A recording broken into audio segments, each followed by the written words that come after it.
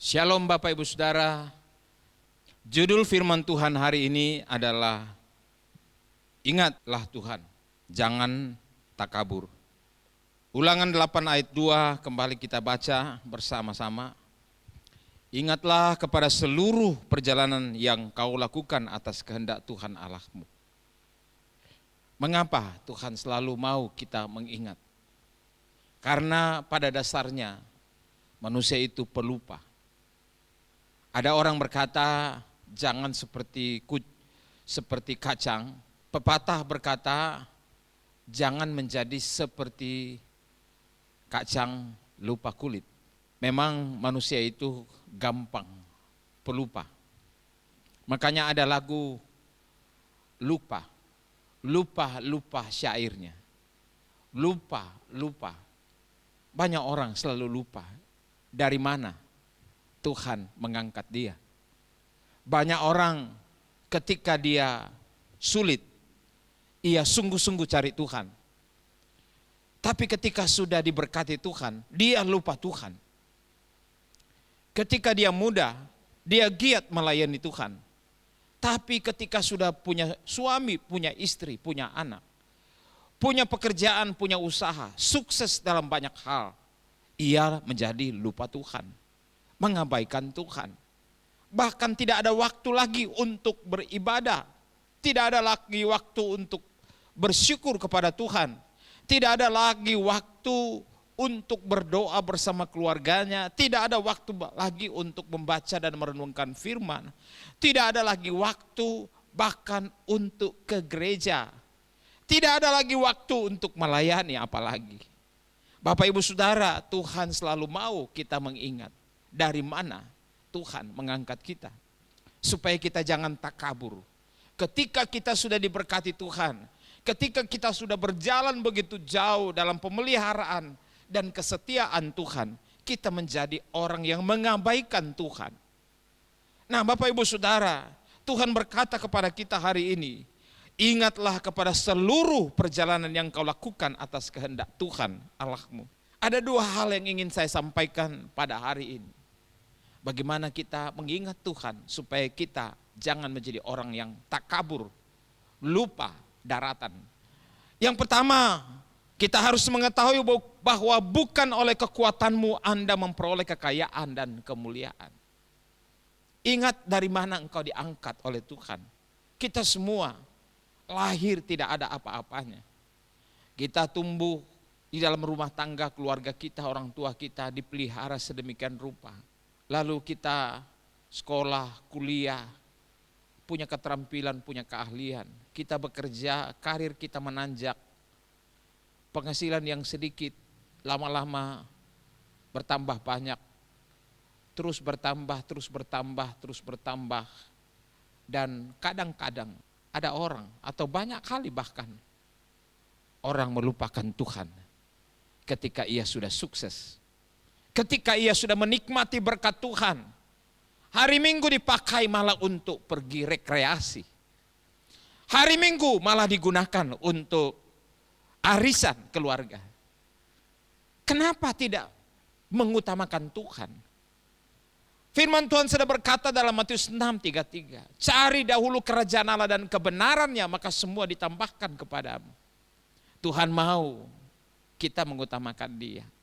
Tuhan mau kita mendahulukan Dia. Karena sumber hidup kita adalah Tuhan. Dan hidup kita pun juga berakhir di dalam Dia. Dialah Alfa, Dialah Omega. Dialah Allah kita. Yang daripadanya lah kita hidup. Dan kepadanya lah kita akan berakhir. Oleh sebab itu jangan kita takabur menjalani hidup yang Tuhan karuniakan menjadi sombong dan lupa Tuhan. Kita mengabaikan Tuhan dan berkata, oh tidak apa-apa, toh saya masih diberkati, toh saya sehat-sehat saja, saya dipelihara Tuhan, saya dijaga Tuhan seperti biji mata Tuhan. Ya, silakan Anda berkata seperti itu. Tapi ingat juga firman Tuhan. Kita akan lihat seperti apa orang yang mengabaikan Tuhan. Seperti apa orang yang melupakan Tuhan. Seperti apa orang yang merendahkan Tuhan. yang tidak menganggap Tuhan lagi dalam hidupnya. Banyak orang berubah menjadi sekularis. Banyak orang tidak peduli lagi kepada Tuhan. Karena mereka berpikir bahwa mereka sukses karena kepintarannya. Mereka sukses karena kecerdasannya, karena kemampuannya, karena skillnya, karena segala kekuatan yang dimilikinya. Lalu kemudian berkata, saya begini karena saya mampu. Bapak Ibu Saudara, Ulangan pasal 8:17 mengingatkan.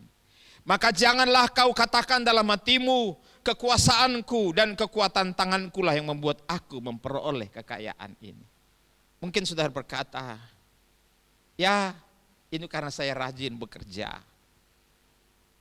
Karena saya orang yang tekun. Oleh karena saya punya relasi. Oleh karena orang tua saya punya modal menyekolahkan saya.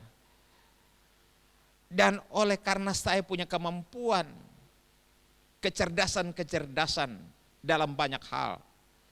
Sehingga saya mampu membawa diri saya. Dan itu sebabnya saya menempati posisi-posisi yang terbaik seperti saat ini. Tapi ingat saudara, firman Tuhan berkata, janganlah kau katakan dalam hatimu, kekuasaanku dan kekuatan tanganku lah yang membuat aku memperoleh semua ini. Firman Tuhan berkata ayat 18, tetapi haruslah engkau ingat kepada Tuhan Allahmu. Ingat, jangan terus menerus terpesona, dikuasai hatimu, pikiranmu, perasaan, kehendakmu, cintamu oleh segala sesuatu yang ada di dunia ini. Surat Paulus kepada Timotius, ingatkanlah kepada orang-orang kaya supaya mereka jangan angkuh dan berharap kepada semua yang tidak tentu seperti kekayaan. Bapak Ibu Saudara yang dikasihi Tuhan, perhatikan ayat ini. Dikatakan harus. Itu suatu kewajiban yang harus kita lakukan. Bukan pilihan. Mau ingat atau tidak ingat. Mau melupakan atau mengingatnya. Firman Tuhan katakan haruslah engkau ingat kepada Tuhan Allahmu. Jangan engkau takabur dengan pencapaian-pencapaianmu. Jangan engkau takabur dengan kesehatanmu, kekuatanmu, kepintaranmu, kecerdasanmu. Semua hal yang dipercayakan Tuhan kepadamu itu adalah anugerah Tuhan, titipan Tuhan. Apa jadinya jika Tuhan mengangkat semua itu daripada dirimu? Coba perhatikan bagaimana Ayub, Tuhan mengangkat semua kemuliaannya. Bapak Ibu Saudara yang dikasihi Tuhan, siapa yang dapat bertanya kepada Tuhan kenapa? Ayub pernah bertanya kepada Tuhan. Lalu Tuhan menjawab dia, adakah engkau ketika aku menciptakan langit dan bumi? Ketika aku menjadikan lautan dan seterusnya, adakah engkau? Saudara tidak dapat menyoal Tuhan dan berkata mengapa. Tuhan punya kedaulatan. Saudara manusia adalah ciptaannya. Kalau saudara bisa menikmati semua kebaikan Tuhan, syukuri. Ingat kepada Tuhan, jangan lupa Tuhan. Saudara menganggap Tuhan itu boleh diabaikan dan berkata, kalau saya ada waktu, saya cari Tuhan. Kalau ada sisa waktu saya mau cari Tuhan. Kalau saya sudah tidak mampu, baru saya aktif. Supaya baru saya giat. Mempersiapkan diri saya masuk kubur. Bapak Ibu Saudara, banyak orang berpikir seperti itu. Kalau saya masih muda, saya masih produktif, saya masih kuat, saya tidak perlu mendahulukan Tuhan. Kalau saya sudah pensiun, sudah tua, itulah kesempatan saya untuk melayani. Engkau hanya memberi sisa-sisa kepada Tuhan. Engkau tidak mengingat Tuhan pada masa produktifmu. Lalu engkau memberi sisa-sisa kepada Tuhan. Ketika engkau tidak punya kekuatan dan kemampuan lagi. Ketika masa-masa produktifmu sudah mulai menurun. Ketika engkau mulai sakit-sakitan. Barulah engkau berkata, saya mau melayani Tuhan. Bapak Ibu Saudara yang dikasihi Tuhan, Dialah yang memberikan kepadamu kekuatan untuk memperoleh kekayaan. Dengan maksud meneguhkan perjanjian yang diikrarkannya dengan sumpah kepada nenek moyangmu seperti sekarang ini. Kenapa Tuhan memberkati engkau? Karena kuasa salib Kristus telah mengubah kutuk menjadi berkat atasmu. Semua yang ada di dalam Kristus Yesus ada di dalam berkat Abraham, Ishak dan Yakub. Jangan saudara khawatir tentang hal itu. Jadi perjanjian Tuhanlah di dalam Kristus Yesus yang membuat engkau bisa memperoleh segala sesuatu. Engkau bisa sehat, engkau bisa kuat, engkau bisa bekerja, engkau bisa beraktivitas. Tapi ingat, jangan lupa Tuhan, sumber kehidupanmu. Karena hidupmu akan bermuara pula di dalam Dia. Tidak bisa lari dari Dia.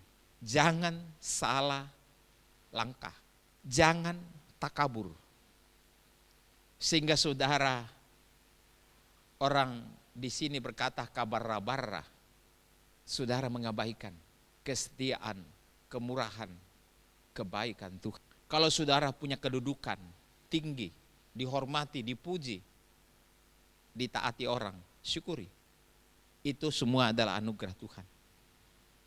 Kalau saudara punya harta benda, punya rumah, punya mobil, punya sepeda, punya motor, punya simpanan, itu semua dari Tuhan. Banyak orang berkata, punyanya Tuhan itu hanya 10%. Bahkan ada yang berkata tidak perlu ada. Bukankah semua itu milik Tuhan? Tapi itu cerita kosong. Tidak mungkin saudara bisa memberi 100% sementara yang 10% saja saudara embat. Dan berkata biasa-biasa saja, aman-aman saja. Oke, silakan. Nanti kita lihat. Seperti apa hebatmu mengandalkan kekuatanmu dan membodoh-bodohi. Seakan-akan berpikir saudara bisa membodoh-bodohi Tuhan. Mengakal-akali Tuhan. Dengan pikiran-pikiranmu. Dengan teori-teorimu. Dengan tafsiran-tafsiranmu. Silakan. Nanti kita lihat. Bapak Ibu Saudara yang dikasihi Tuhan. Ingatlah Tuhan, jangan takabur. Yang kedua, jangan melupakan Tuhan yang menjadi gunung batu keselamatanmu. Ulangan 32 ayat 15 berkata, lalu menjadi gemuklah Yesyurun dan menendang ke belakang, bertambah gemuk engkau, gendut dan tambun. Wow, banyak orang semakin gendut dan tambun. Bukankah banyak orang berpikir, kalau gemuk, diberkati. Tambun, wah itu diberkati. Kalau kurus, tidak diberkati. Sebenarnya tidak seperti itu. Banyak orang tidak bisa mengendalikan makannya, makanya dia gemuk dan tambun. Ada juga orang gemuk dan tambun karena dia berbahagia. Walaupun dia mampu diet mengendalikan tubuhnya. Bisa juga karena memang gennya gendut dan tambun. Tapi dalam konteks kebenaran firman Tuhan saat ini, firman Tuhan mengajarkan kepada kita bahwa oleh karena berkat Tuhan, Yesyurun menjadi gemuk, menjadi tambun, gendut. Bukan hanya fisiknya, tapi perbendaharaannya tentunya. Bukan hanya perbendaharaannya, tetapi harta bendanya. Dan mungkin mulai berkata seperti orang kaya ketika Yesus berkata, orang kaya ini berkata, tenanglah hai jiwaku, oleh karena semua kebutuhanmu tercukupi, bahkan berlimpah-limpah untuk masa depanmu. Tetapi malam itu Tuhan datang berkata, hai orang kaya yang bodoh, hari ini ku ambil nyawamu. Saudara, apa artinya semua itu jika jiwamu binasa? Apa artinya kekayaan dan kemuliaan yang kau miliki tetapi engkau tidak bahagia? Apa artinya kekayaan dan kemuliaan yang kau miliki tetapi engkau tidak dapat menikmati? Kitab Pengkhotbah mengajarkan. Coba kita lihat. Kitab Pengkhotbah dalam Pengkhotbah pasal 6 ayat 2 berkata, orang yang dikaruniai Allah kekayaan, harta benda, dan kemuliaan, sehingga ia tidak kekurangan suatu pun yang diingininya. Tetapi orang itu tidak dikaruniai kuasa oleh Allah untuk menikmatinya, melainkan orang lain yang menikmatinya. Inilah kesia-siaan dan penderitaan yang pahit. Bapak Ibu Saudara yang dikasihi Tuhan, apa artinya semua pencapaian-pencapaianmu jika tidak diberkati Tuhan? Berkat Tuhanlah yang membuat engkau dapat menikmati berkat-berkat, menikmati kekayaan, menikmati perbendaharaan, menikmati segala fasilitas yang engkau miliki. Tapi dalam konteks firman Tuhan Ulangan 32:15 dikatakan, ketika ia gendut dan tambun, ia meninggalkan Allah yang telah menjadikan dia. Ia memandang rendah gunung batu keselamatannya. Bapak Ibu Saudara yang dikasihi Tuhan, jangan saudara lupa Tuhan yang menyelamatkan saudara. Jangan lupakan Tuhan gunung batu keselamatan saudara. Tempat pelarian saudara, tempat pengungsian saudara. Dialah Allah yang kokoh mempertahankan saudara dari berbagai persoalan kehidupan. Ia tidak goyah oleh kekuatan apapun. Itulah gunung batu keselamatan dari Allah. Gunung Bawakaraeng, Gunung Latimojong, Gunung Merapi, Gunung Tangkuban Perahu, Gunung Soputan, dan banyak lagi gunung. Seperti Gunung Krakatau. Banyak gunung yang dianggap manusia itu memberi rasa aman. Tapi pada saatnya akan tergoncang dan kemudian hancur. Tetapi Allah yang adalah gunung batu keselamatanmu tidak akan goncang oleh apapun. Oleh situasi apapun. Oleh keadaan apapun. Ia tidak akan pernah goyah ketika engkau melarikan diri kepada Dia. Ketika engkau menjadikan Dia sebagai tempat pengungsianmu. Jadi jangan pernah engkau meninggalkan Tuhan. Melupakan gunung batu keselamatanmu. Karena satu saat ketika engkau mencari gunung lain, tidak ada gunung yang bisa menyelamatkan engkau dan menjadi tempat pelarian yang teguh bagimu. Hanya tersisa satu gunung, yaitu gunung Allah. Gunung keselamatan daripada Allah. Mazmur 121 mengajarkan kepada kita. Mari kita baca. Mazmur 121 ayat 1 berkata, nyanyian siara, aku melayangkan mataku ke gunung-gunung. Dari manakah akan datang pertolonganku? Pertolonganku ialah dari Tuhan yang menjadikan langit dan bumi. Ia tidak akan membiarkan kakimu goyah, penjagamu tidak akan terlelap. Sesungguhnya tidak terlelap dan tidak tertidur penjaga Israel. Tuhanlah penjagamu, Tuhanlah naunganmu di sebelah tangan kananmu. Matahari tidak akan menyakiti engkau pada waktu siang atau bulan pada waktu malam. Tuhan akan menjaga engkau terhadap segala kecelakaan. Ia akan menjaga nyawamu. Tuhan menjaga keluar masukmu dari sekarang sampai selama-lamanya. Itulah gunung batumu. Jadi Bapak Ibu Saudara, jangan lupakan gunung batu keselamatanmu, yaitu Yesus Kristus Tuhan. Tempat pelarianmu. Dialah Allah yang dapat saudara andalkan dalam seumur hidup saudara, dalam segala situasi yang saudara hadapi. Dialah gunung yang tidak akan pernah goyah. Ulangan 32:16 kemudian berkata, mereka yang meninggalkan Tuhan ini membangkitkan cemburunya. Dengan Allah asing mereka menimbulkan sakit hatinya. Kenapa? Karena mereka melupakan Tuhan. Tuhan menjadi cemburu karena Allah asing. Allah asing apa yang sedang saudara sembah? Banyak orang sembah hari-hari ini. Allah asing itu adalah ambisi. Allah asing itu adalah popularitas. Allah asing itu adalah kekuasaan. Allah asing itu adalah hawa nafsu.